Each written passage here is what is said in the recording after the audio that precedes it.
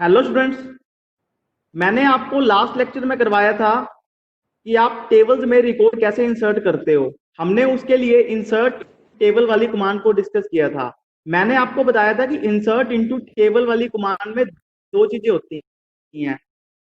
Attributes का नाम लिखे बिना, means without mention attributes name, और दूसरा तरीका होता है एट्रीब्यूट्स का नाम लिखकर। और मैंने आपको पहले वाले तरीके पे काफी प्रैक्टिस करवा दी थी कि जब हम एट्रीब्यूट्स का नाम नहीं लिखते, उस वाली कमांड का सिंटेक्स क्या है, उसके एग्जांपल मैंने आपको करवा दिए थे। इसी के बारे में थोड़ी सी बात तक हमने पढ़ा है।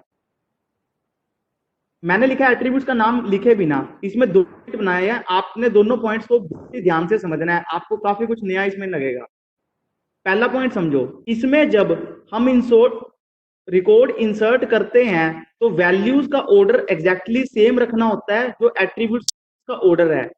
इसके बारे में मैंने आपको पहले भी बता दिया था। इस लाइन का मतलब है कि जब हमने अपनी कमांड में रिकॉर्ड को इंसर्ट करना है, रिकॉर्ड को इंसर्ट करने का मतलब रिकॉर्ड, एक रिकॉर्ड के जो एट्रीब्यूट है उनकी वैल्यूज को हम जब इंसर्ट करेंगे, एंटर करेंगे, तो हमने उनका ऑर्डर बिल्कुल सेम रखना होता है। टेबल में स्ट्रक्चर जो टेबल का स्ट्रक्चर है ना, उसमें एट्रीब्यूट्स का जो ऑर्डर है, मैंने ऊपर एग्जांपल में आपको स्टूडेंट का एक स्ट्रक्चर, अब स्टूडेंट के यदि मैं टेबल के स्ट्रक्चर में पूछूं पहला एट्रीब्यूट कौन से, आप कहोगे सर पहला एट्रीब्यूट नेम है, दूसरा एट्रीब्यूट रोल नंबर है, चौथा एट्रीब्यूट है। तो पहली लाइन का मतलब है यदि हमने रिकॉर्ड को, हम अपने रिकॉर्ड में फर्स्ट स्टूडेंट का नाम एंटर करेंगे, फिर क्लास एंटर करेंगे, फिर रोल नंबर, फिर एड्रेस। मैंने आपको यहाँ पे करके दिखाया हुआ है। यदि आपने, अब आप बड़े ध्यान से समझना, अब इसके अंदर क्या प्रॉब्लम हुई आपको बड़ा ध्यान रखना है। मैंने लिखा इंसर्ट इनटू स्टूडेंट, टेबल का नाम लिखा, फिर हम लिखते हैं वैल्यूज, फिर मैंने लिखा ओपन। मैंने क्या किया, नेम के लिए एंटर कर दिया मोहन, बिल्कुल ठीक है। और जो भी आपका वेरिएबल एंड कैरेक्टर स्ट्रिंग होता है उसको आप सिंगल कोमा में रखते हो। उसके बाद आपने क्या किया, मुझे एंटर करनी थी क्लास 12, बट मैंने क्या कर दिया, पहले कर दिया रोल नंबर एंटर, फिर कर दी क्लास एंटर, फिर कर दिया एड्रेस। मैंने बेसिकली क्या किया, रोल नंबर और क्लास को आपस में इंटरचेंज कर दिया। क्लास थी, क्लास करनी थी ना यहाँ पे 12 एंटर, रोल नंबर करना था 5 एंटर, बट मैंने क्या किया, जब कमांड एंटर करी इनटू स्टूडेंट वैल्यूज, पहली चीज तो सही एंटर कर दी नाम, दूसरी चीज में मेरे को क्लास इंसर्ट करनी थी, मैंने वहां पे कर दिया रोल नंबर कोमा लगा के, फिर मैं क्लास की वैल्यू इंसर्ट कर दी 12, फिर एड्रेस इंसर्ट किया। अब इसमें क्या प्रॉब्लम हुई आप बड़े ध्यान से समझना। बहुत सारे स्टूडेंट्स कहेंगे सर इस कमांड में एरर हो जाएगा, क्यों एरर हो जाएगा, मैंने क्लास एंटर कर दिया, रोल नंबर की जगह क्लास एंटर कर दी। बट अब आप एक चीज को समझो, इसमें एरर नहीं होगा। क्यों एरर नहीं होगा, मैंने यहाँ पे लिखा है इसमें क्लास एंड रोल नंबर की डाटा टाइप इंट है। आपको यदि ध्यान, हमने टेबल बनाया था, मैंने क्लास और रोल नंबर दोनों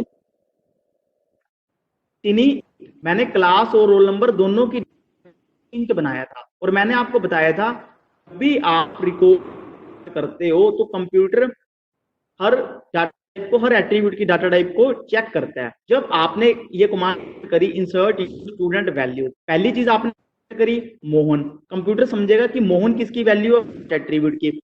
फर्स्ट एट्रीब्यूट क्या है, नेम, नेम की डाटा टाइप क्या है, वेरिएबल var20।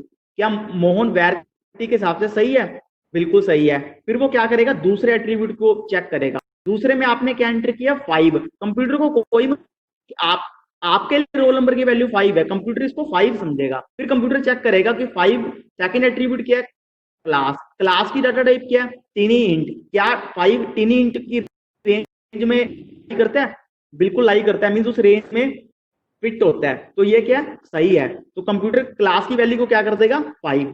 फिर नेक्स्ट चीज चेक करेगा कंप्यूटर 12, 12 किसको समझेगा, वो रोल नंबर को। रोल नंबर की डाटा टाइप क्या है, टिनी इंट, और 12 क्या है, टिनी रेंज में आता है, बिल्कुल आता है, तो ये भी वैलिड हो गया, मींस सही हो गया। तो रोल नंबर क्या कर देगा। फिर उसके बाद नेक्स्ट चीज क्या है, रानिया।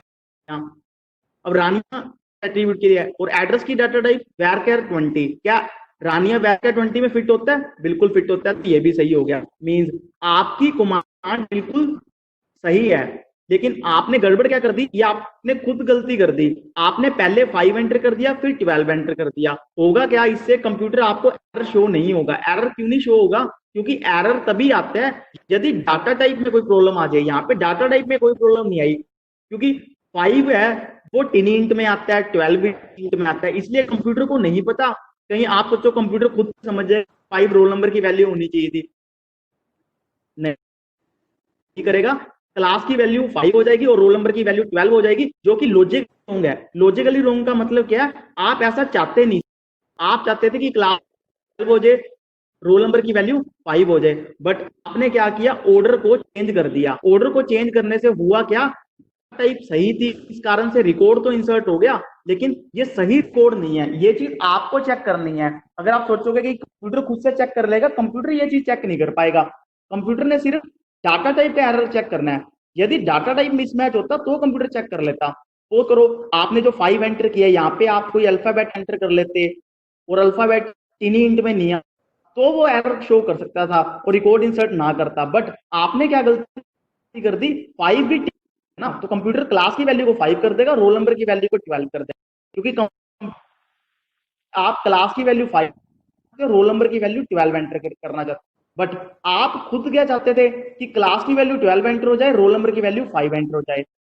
तो इसके लिए आपको जो अपना ऑर्डर है वो बड़ा ध्यान से रखें। पहले मोहन लिखा, फिर आप 12 लिखो, फिर आप कोमा लिखो, फिर आप रानिया लिखो। यदि आप ऐसा लिखोगे तो फिर का सही रिकॉर्ड इंसर्ट होगा, क्लास की वैल्यू 12 इंसर्ट हो जाएगी, रोल नंबर की वैल्यू 5 इंसर्ट हो जाएगी। इसीलिए इस कमांड को मैंने इसलिए आपको एक करके दिखाया ताकि आपको इस चीज में प्रॉब्लम ना आए, आप इस बात को अच्छे से समझ जाओ। इसीलिए मैंने लिखा है कि आपको जो ऑर्डर होता है एट्रीब्यूट का, वो ध्यान रखना पड़ता है कि आपके टेबल केस में जो आपका एट्रीब्यूट का ऑर्डर है, वही आपको जब आप अपनी कमांड एंटर करोगे वही ऑर्डर आपको मेंटेन करना है। कंप्यूटर में भी करके दिखा दूंगा, जिससे आपको और बेटर समझ में आ जाएगा। और अब सेकंड पॉइंट, ये मोस्ट इंपॉर्टेंट पॉइंट है, इस ध्यान से समझना। इसमें हम रिकॉर्ड की सभी एट्रीब्यूट्स की वैल्यू एंटर करनी पड़ती है, कोई भी एट्रीब्यूट की वैल्यू छोड़ नहीं सकते। मेरे कहने का क्या मतलब है, जब आप इंसर्ट इनटू लाते हो, आपको कितने एट्रीब्यूट के टेबल के स्ट्रक्चर में, 4 एट्रीब्यूट, आपको चारों एट्रीब्यूट्स की वैल्यू मेंशन करनी पड़ेगी। आप ऐसा नहीं कर सकते, आपको तो मैं नेम एंटर कर देता हूँ, क्लास एंटर कर देता हूँ, रोल नंबर एंटर कर देता हूँ, एड्रेस छोड़ देता हूँ। आप जितने एट्रीब्यूट हैं आपको उतनी वैल्यूज मेंशन करनी पड़ेंगी, ना आप कम कर सकते हो ना ज्यादा कर सकते हो। अब देखो मैंने नीचे क्या किया, अब आप बड़े ध्यान से समझना। मैंने लिखा इंसर्ट इनटू स्टूडेंट, टेबल लिख दिया, फिर लिखा वैल्यूज। उसके बाद वैल्यूज लिखने के बाद मैंने क्या किया, नेम की वैल्यू क्या लिख दी, अमित। क्लास की वैल्यू क्या लिख दी, 12। रोल नंबर की वैल्यू लिख दी 6। उसके बाद एड्रेस की वैल्यू भी मेरे को कोमा लगा के लिखनी चाहिए थी, बट मैंने ऐसा नहीं किया। क्लोजिंग ब्रैकेट लगाई, सेमीकोलन लगा दिया। अब इससे क्या दिक्कत हुई, ऊपर मेरे एट्रीब्यूट्स कितने हैं टेबल के स्ट्रक्चर में, name, class, roll number, address, 4। और मैंने वैल्यूज नीचे कितनी मेंशन करी हैं, एक अमित मेंशन की है। फिर कोमा लगा देते हैं ना, कोमा लगाने का मतलब होता है कि नेक्स्ट वैल्यू मैंने 12, दूसरी वैल्यू होगी, फिर दोबारा नीचे कोमा, वैल्यू मैंने 6, तीसरी वैल्यू होगी। मैंने चौथी वैल्यू एंटर नहीं करी, मींस एट्रीब्यूट्स मेरे थे टेबल के स्ट्रक्चर में 4, मैंने वैल्यूज एंटर करी 3, तो ये कमांड में एरर आ जाएगा। लिखा है इसमें एरर है, क्योंकि टोटल एट्रीब्यूट्स 4 हैं, बट हमने तो रिकॉर्ड में 3 एट्रीब्यूट्स की वैल्यूज ही इंसर्ट करी हैं, तो ये एरर आ जाएगा। मैं कंप्यूटर में आपको ये चीज कर दूंगा। अब दूसरे पॉइंट का मतलब समझो, मैंने लिखा है इसमें आपको सभी एट्रीब्यूट्स की वैल्यू मेंशन करनी, आप कोई भी वैल्यू छोड़ नहीं सकते। लेकिन कई बार क्या हो सकता है, आपके साथ ऐसी सिचुएशन होती है, सपोज करो अभी आप रिकॉर्ड इंसर्ट करना चाहते हो, उसमें के एड्रेस जो अभी आप इंसर्ट नहीं करना चाहते थे, आप चाहते थे कि मैं सिर्फ 3 चीजें इंसर्ट करूं, name, class, roll number, address में लिख लूं। कई बार आपने देखा होगा जब हम मैनुअली रिकॉर्ड इंसर्ट करते हैं या अपने रजिस्टर में कोई इंफॉर्मेशन सेव करते हैं, कई बार हमें कोई एट्रीब्यूट की वैल्यू स्टूडेंट की नहीं पता होती, हम चाहते हैं एक बार हम रजिस्टर में नाम लिख लें, जो चीजें रह गई वो बाद में लिख लें। बट अब इसमें तो प्रॉब्लम है, इसमें तो आप ऐसा कर नहीं सकते, क्योंकि यदि इंसर्ट करना है आपको तो सभी एट्रीब्यूट्स की वैल्यू मेंशन करनी पड़ेगी। आप ये नहीं कर सकते थे नाम, क्लास, रोल नंबर मैं पहले दूंगा, बाद में करवा लूंगा, ये आप इस कमांड में नहीं कर सकते थे, क्योंकि मैंने लिखा है ना, यही क्वेश्चन बनाया है, यदि हम अमित के एड्रेस की वैल्यू बाद में या एंटर ही नहीं करना चाहते अभी, तो ये कैसे करेंगे? ये तो इस कमांड में तो पॉसिबल ही नहीं है। इस कमांड में तो आपको सभी एट्रीब्यूट की वैल्यूज मेंशन करनी है। आप कोई भी रिकॉर्ड की किसी भी एट्रीब्यूट की वैल्यू को छोड़ नहीं सकते। मींस चारों एट्रीब्यूट है, आपको चारों एट्रीब्यूट्स की वैल्यूज इंसर्ट करनी पड़ेंगी। जब आप चारों एट्रीब्यूट की वैल्यूज इंसर्ट करोगे, एंटर करोगे, तब आपका रिकॉर्ड इंसर्ट होगा। लेकिन चाहता हूं कि एक बार मैं नेम, क्लास और रोल नंबर की वैल्यू इंसर्ट कर लेता हूं, एड्रेस की वैल्यू मैं बात कर लूंगा। बट इस वाली कमांड में का मेरे कहने का मतलब है, इंसर्ट इनटू टेबल वाली के दो टाइप्स हैं, एट्रीब्यूट्स का नाम लिखे बिना, एट्रीब्यूट्स का नाम लिखकर। मैं बात कर रहा हूं पहले वाले केस की, क्योंकि अभी हमने पहले वाला केस समझा है कि विदाउट मेंशनिंग एट्रीब्यूट्स नेम। इस वाले तरीके में तो पूरे जितने भी एट्रीब्यूट्स है, सभी एट्रीब्यूट्स की वैल्यू मेंशन करनी पड़ती है। आप कोई भी एट्रीब्यूट की वैल्यू छोड़ नहीं सकते। लेकिन मैं चाहता हूं कि यदि मैं एक दो एट्रीब्यूट्स की वैल्यू छोड़ना चाहता हूं, मींस कुछ एट्रीब्यूट्स की वैल्यू एंटर कर लूं, बाकी बाद में कर लूं, तो वो इस केस में पॉसिबल। क्या कोई दूसरा तरीका है कि हम ऐसा कर सकें?